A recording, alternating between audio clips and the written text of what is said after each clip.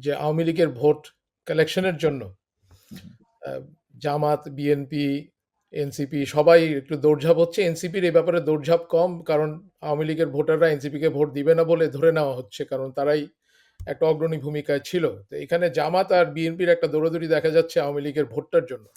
হুম, এটা খুব, আমি ব্যক্তিগতভাবে মনে করি যে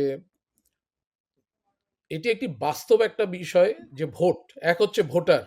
হুম, হুম, কারণ আওয়ামী লীগের একটা ভোট ব্যাংক ছিল, এটা এখন হয়তো নেমে এসে 10%-এ এসেছে, বা 15%, বা কেউ যদি বলেন আরো কম 5%, but it is a percentage, একটা পার্সেন্টেজ।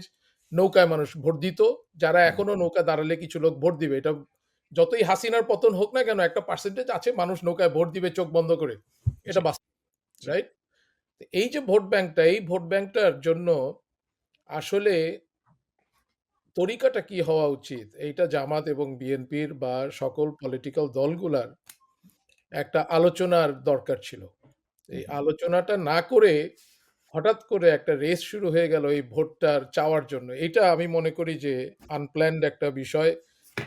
এটা বড় পলিটিক্যাল দল হিসেবে দুটো দলের একটা আন্ডারস্ট্যান্ডিং দরকার ছিল যে এটা কিভাবে তারা ম্যানেজ করবে। কিন্তু সেই আন্ডারস্ট্যান্ডিংটা আনফরচুনেটলি হয়নি।